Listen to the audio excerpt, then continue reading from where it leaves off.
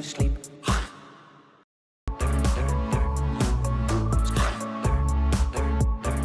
Eating in your sleep.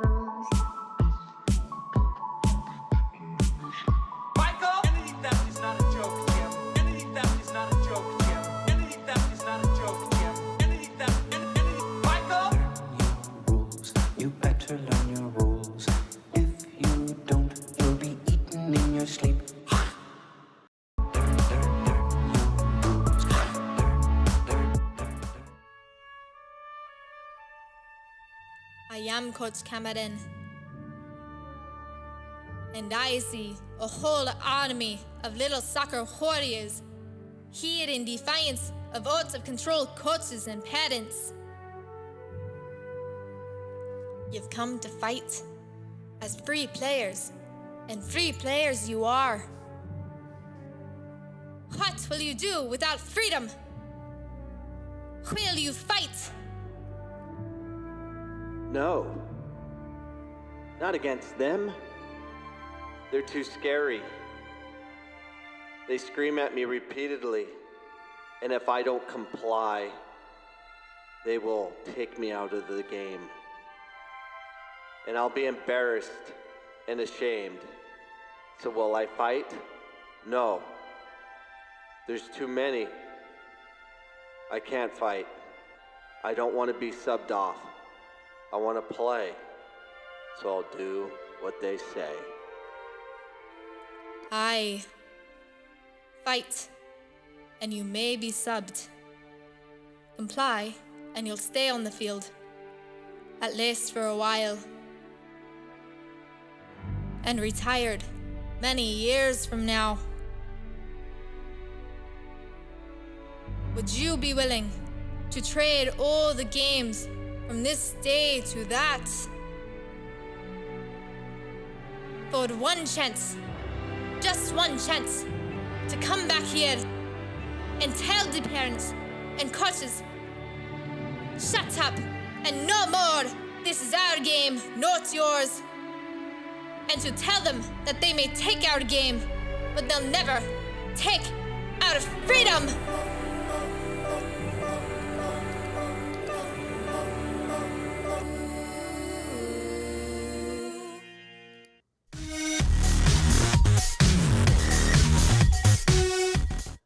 Episode 701. I'm back in Arizona. We had a great 2-week vacation in Bainbridge Island. And the show is going to be talking about parents and coaches behaving badly. And there's a lot to cover. And especially for you coaches, you need to pay attention, especially in the beginning of this podcast, because we're going to talk about a coach who was arrested on attempting child enticement. Didn't do anything, but he had potential. And he's now going to be in jail for a long time. The power of shame. We're going to cover that at the end, and CT makes news once again about soccer development, and coaches are always losing their mind. We got video, not just in soccer, all sports, but people are people, and it is America, and we need to watch it, and hopefully we can learn from it. And El Rojo might be getting his own show. Comment, let us know, should he start his own show? Called El Rojo. Welcome to the show, Mr. Jack.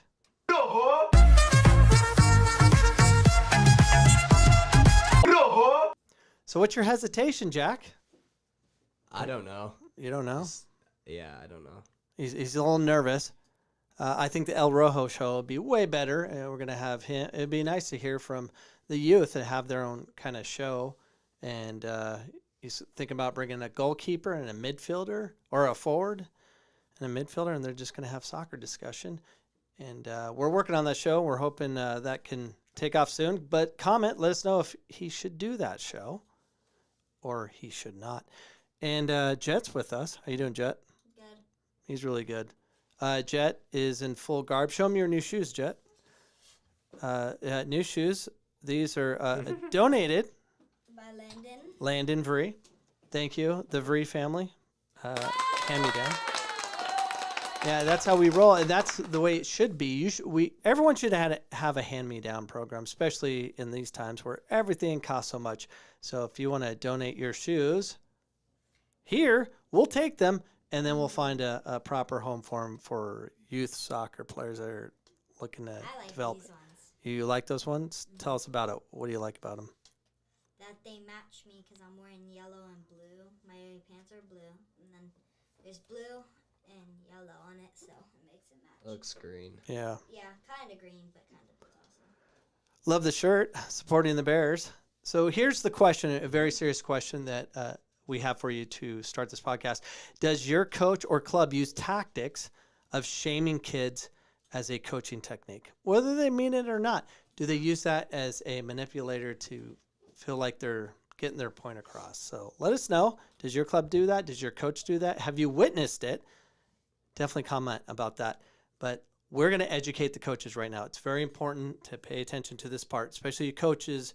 Every week we cover coaches that get arrested because they have no self-control or they do some silly things, and each state's a little bit different. But a former Nebraska youth soccer coach will serve time in prison for child enticement.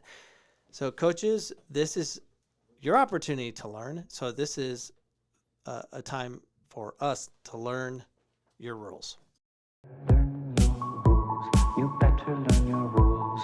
If you don't, you'll be eaten in your sleep. Learn your rules. You better learn your rules. If you don't, you'll be eaten in your sleep. Learn. So So Jack was in my ear during that little segment break. Do you understand now what's going on? Well, it's just the camera. It's like, Oh, what? This camera? yeah. Well, fix it. You can turn it. I'll fix it. You want it right Sui there? Renudo. Oh, Sui there we go. Oh, now you can see my bobbleheads. Yeah. Mike Panleone and I didn't like Dwight. the tablet shining. Ooh, I can turn it right there. So one of the greatest coaches ever in the ACCAC, and Dwight Schrute, who is now banned from his Hollywood community. He's banned, I forgot what. So good. So good. So good. I used to hate it, but now I like it. And What are you talking Well, about? anytime you're going to talk, it has to be in the mic. You're so far away. yeah. Sui Renudi. Okay. So, coaches, I want you to listen to this very carefully. You can't contact kids ever. Because if you do, you will go to jail for a long time.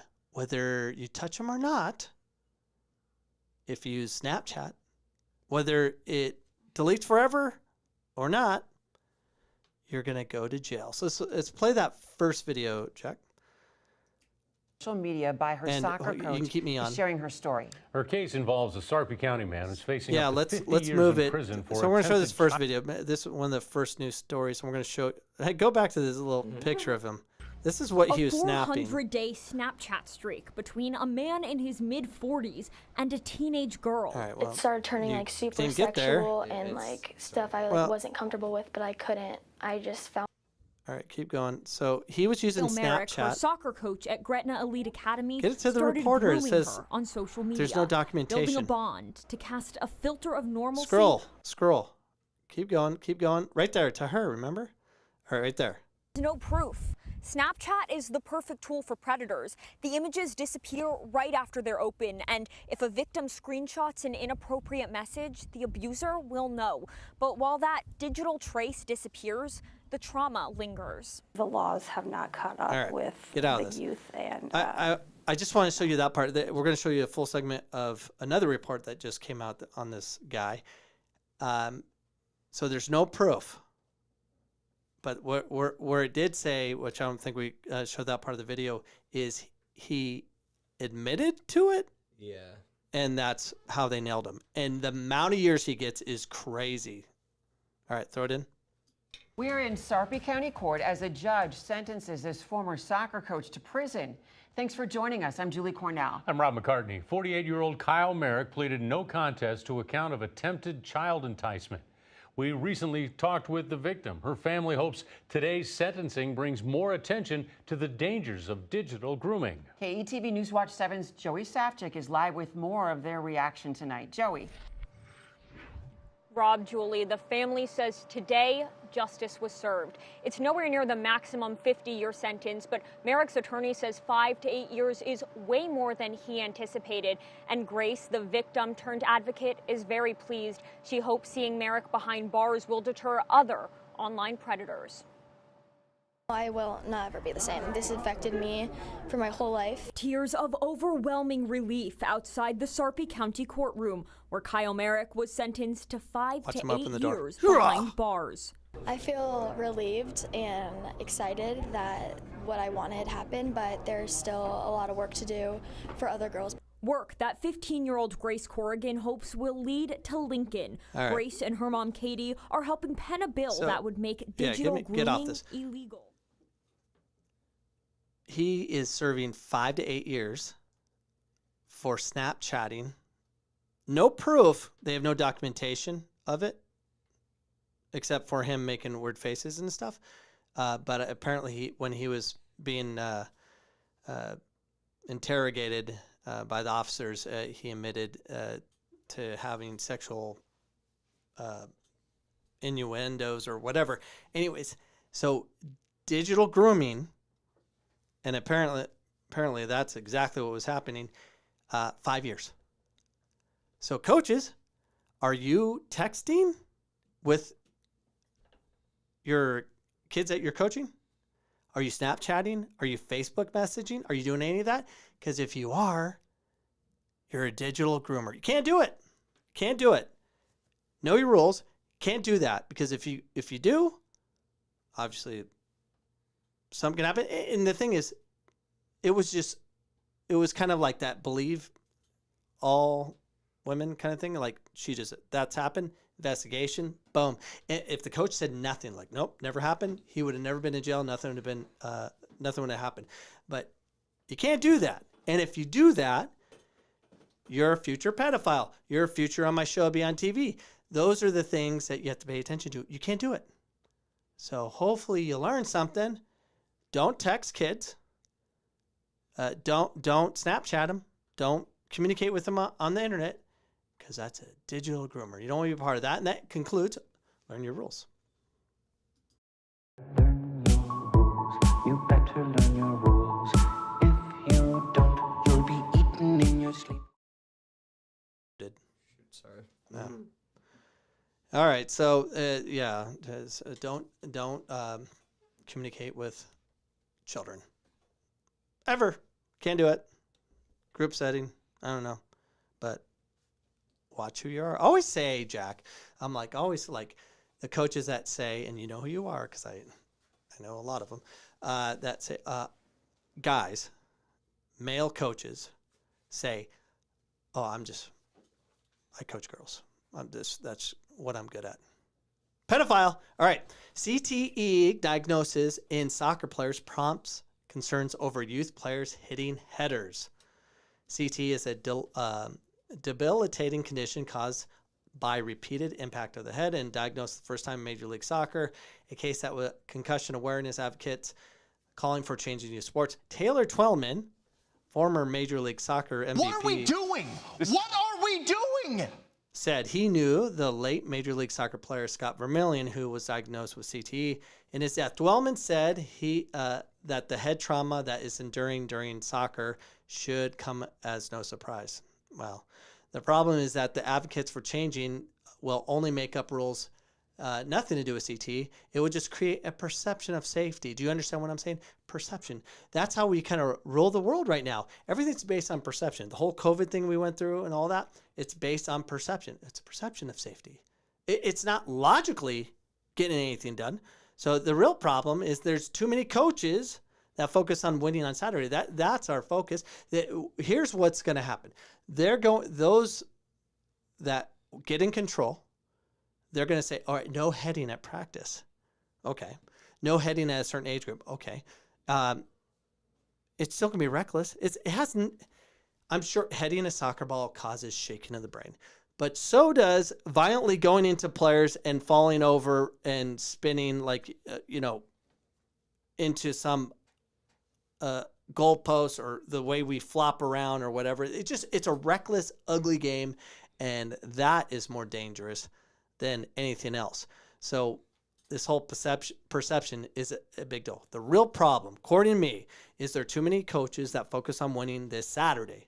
Like right now, they have to win right now. So aspiring coaches that want to feel accepted by parents and peers, they must win.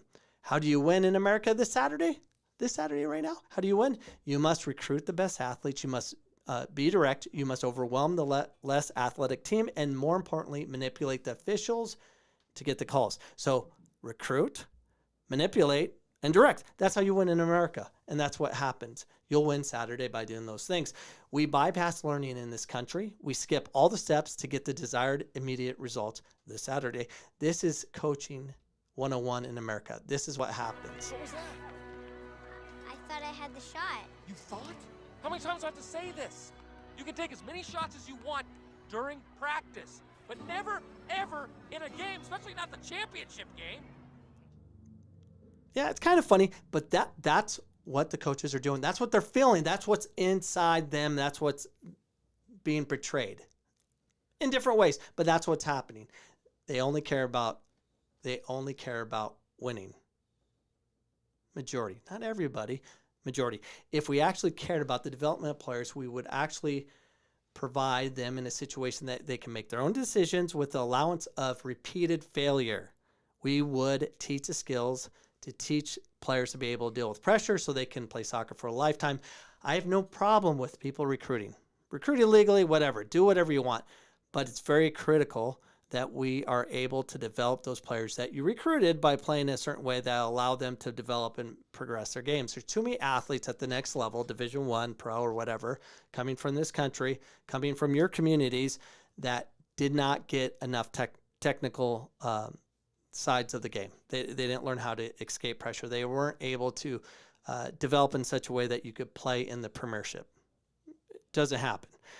It is of my belief that if we had moments that gave kids the opportunity to actually receive it, look up, make good decisions, would not only create this huge pool of players actually play the game, but it also develop all the athletes because we play a certain way, that we would produce more top players throughout the world from this country if we would do that. But we're not, because we have to win right now. That's just the way it's going to be for right now. To prove my point of the focus of lack of coaching is the cause of CTE, here's a video of a baseball game, and watch the coach lose it, but also watch what happens to the catcher.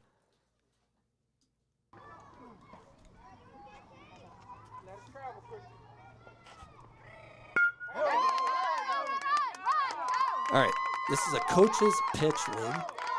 Here comes the first run. The second run's going to come in, but the kid that hit it that's trying to score a home run, here he comes, and here comes the throw. Watch the catcher. Boom. He's out. Sure. He's out, and now the coach is going to throw a fit about something.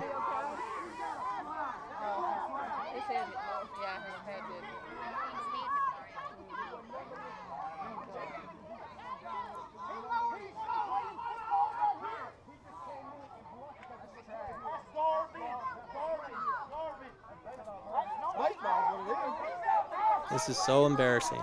Look at these kids just watch, like, what is going on as this adult is teaching these kids, this is how you behave as an adult. Now, rewind it, Jack, to the kid. Go back, throw it in, and go to where now watch the kid. Bring it all the way to where the catcher gets run over. Yep. Go all the way. Keep going, dude. Keep going. Right here. See his head just snap back and hit the plate? Great hold. Now he's dizzy. He'll start holding his head, and no one's paying attention to him. Everyone's more concerned about a call or no call or whatever, and the kid just like messed up and has CTE. Anyways, all right.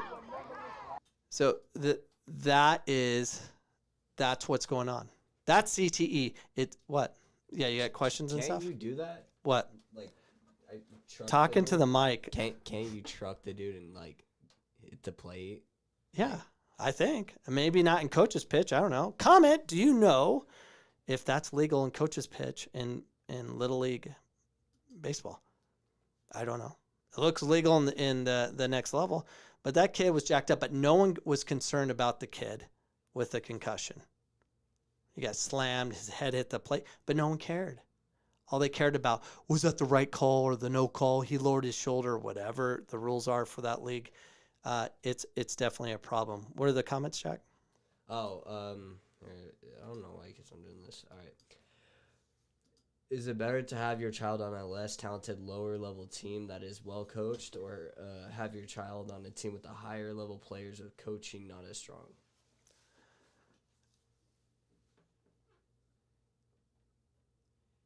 It depends, but I would say the weaker team that's coach better. Obviously, you want to advance your child to be able to deal with pressure. So it depends. So if I have to think back on your development, Jack, it was all about numbers. You know, how many times you're receiving the ball. So when you were with your previous club, it was a perfect environment for you. Being part of Tuzos was perfect because you're around the culture of soccer. They talked the game, they played the game, they lived the game. They played in Friday night leagues, all these different things. Your experience with Tuzos, how long were you there? 3 years? Yeah, 2 or 3. 2 or 3 years. It was perfect. But at the tail end of it, there was a lot of screaming and yelling, and you weren't touching the ball much. Like, it was just out of control. Every time the ball came near you, coaches were like, ah! You know, like you couldn't play. So we moved. And now you're in an environment where you just had a scrimmage, and the game's different. Jack's is allowed to play, and he's in a position where he has to make decisions versus kick and hope and deal with a crazy sideline. the coaching staff has everything under control. The parents can't get involved where some places can. There's so many variables, but it's simple math. Measure the math. How many opportunities does your child get the ball, and how many opportunities do they get to make decisions? And then if it's 100% success rate every game, yeah, it's too easy. You have to change that. You have to move on to another team. You just got to keep searching, but you have to be in an environment where your coach is pushing you to make decisions, to receive the ball, make decisions, whether it's 1-2 touch shot, whatever, make decisions and weighing, is it good or is it bad? Was it a positive or was it a negative? And it's math. Got to do math. So it's hard to tell unless you actually see it, but I would choose a weaker team with a better coach, depending where you're at. I think having a better coach is by far the way to go. A better environment. Someone's going to control the sidelines, control the development, control the learning. That's so important. You can be on the top team in the state, but if the pressure is ridiculous where you cannot think, whether it's come from the coaches, the families on the sideline or whatever, you got to remove yourself from it. You cannot do that. It's a bad reckoning of development. So, so this is what we're teaching. Here's the full crazy of that baseball coach, and listen out. We just watched that. Yeah. Oh, yeah. So it's not just coaches. Listen to this crazy parent of this baseball family. Now 4. No, that wasn't it. Get out. Get out. Crazy parent. Did you not see it? No. Yeah, it has to be in there. Baseball crazy parent. I can read from here down. This one? No. Down, right there. Why is it down? Okay. I don't know. Come on! Come on!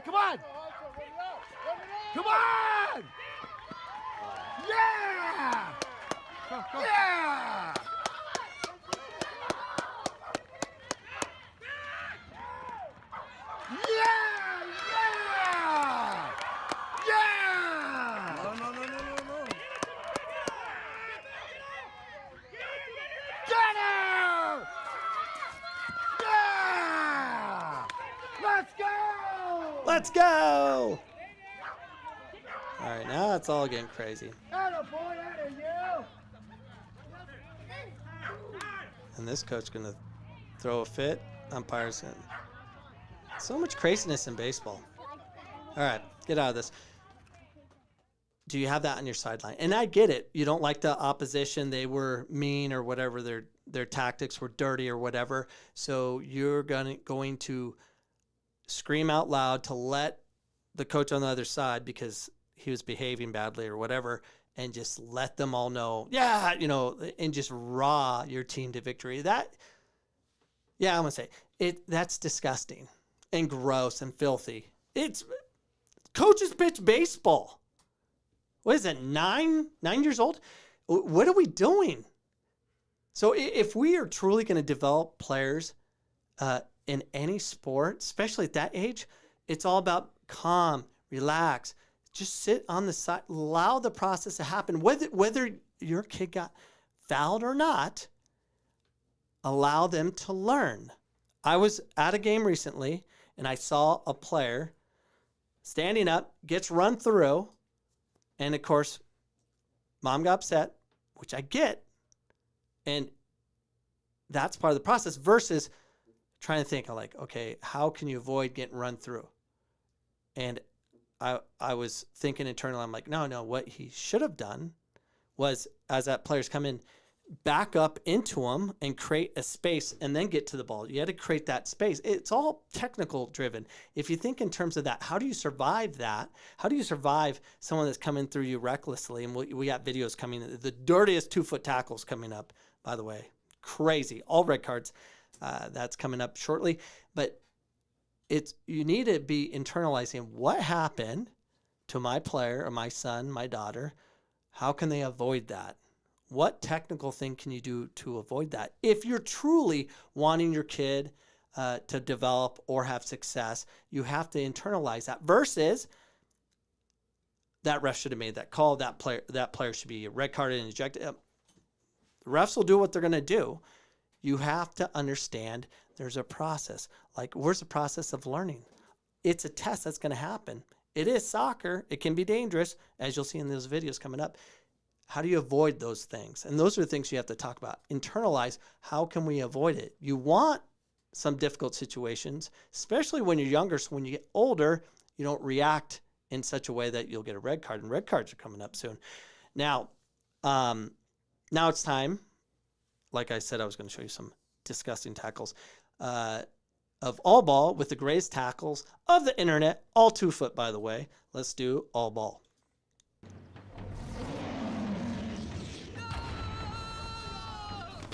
Now, the all ball tackles today, this is, they're paid, I fast forwarded a lot of it, but there's like 5 minutes. I condense it to, I think, a minute of just dirty tackles. I always say to players I coach, just stay on your feet, team defend, trust your teammates. Don't have to win every ball, but for whatever level, especially at the professional level that leads the charge, that lets the youth know, oh, this is okay. It's not. You don't have to win every tackle. Team defending, stay on your feet, I say. Play the video, Jack.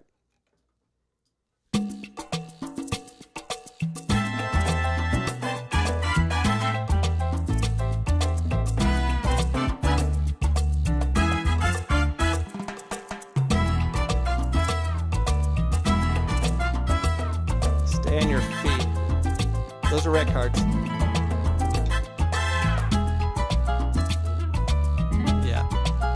See how dirty players can get? But luckily they had VAR, got him a red card. Watch him. He barely touched him and he rolled like he died. Some of that, you should see, I'm glad it was only yellow on that one. That was dirty.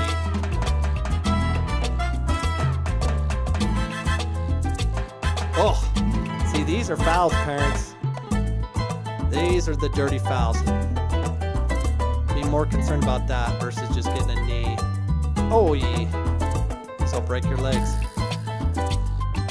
Ooh.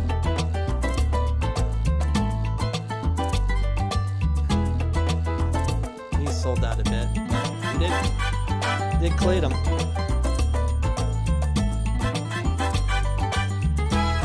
Oh.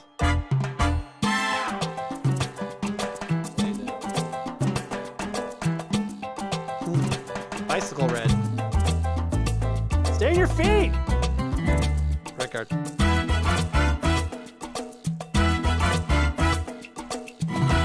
Wow, can't tackle Ronaldo.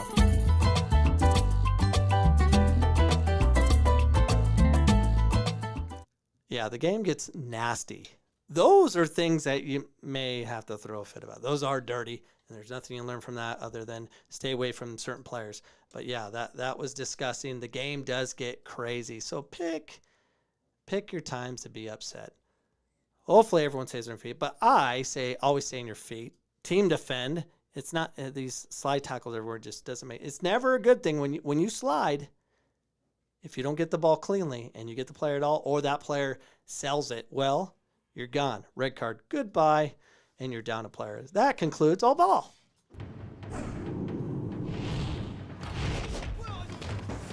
Now, the power of shaming. Flipping Megan. Dude, Megan shames everybody. That's how she got that middle of... What a joke she is. The power of shaming kids, and anyone for that matter, is not a good thing to do. In this video I'm about to show you is about kids and what they're willing to do to avoid shame. Now, this is going to blow you away. It's about a 6-year-old child that was so embarrassed that they couldn't read that they faked something to the point where they required surgery. It's nuts. Listen to this. Be able to read, and by the end of October the kids were making fun of me because I couldn't read, and I realized it wasn't going to be too long before my mom and dad found out that I wasn't doing my job. He said, so I was scared. I was really scared. He said, but I was also a real resourceful kid, and I looked around the room and I noticed there was another kid in the class who couldn't read. This kid couldn't read a lick, and yet nobody made fun of him because he couldn't read, and the teacher didn't hassle him because he couldn't read, because he was deaf. He wore a hearing aid. He had a hearing loss. And because he was deaf, no one expected him to read on time. He said, so I figured in my 6-year-old mind, the solution to my problem was to convince everyone that I was deaf. And if I could convince everyone I was deaf, they'd stop hassling me about the reading. He said, so I went on a one-man campaign to convince everyone in my life that I couldn't hear. He said, and everything was fine until June. I said, well, what happened in June, Dan? He said, my mom and dad sat me down the last day of school in June in the 1st grade and said, Dan, we're really worried about your hearing. You don't seem to be able to hear. We've taken you to hearing doctors and audiologists all over Cape Cod. Nobody can figure out what it is. So we've made an appointment for you. And you're going to go to Boston Children's Hospital next week. And you're going to stay there for 4 days and 3 nights. And they're going to do exploratory ear surgery and have your adenoids surgically removed. And this 6-year-old kid went through 3 days of surgery rather than tell his parents what he had done.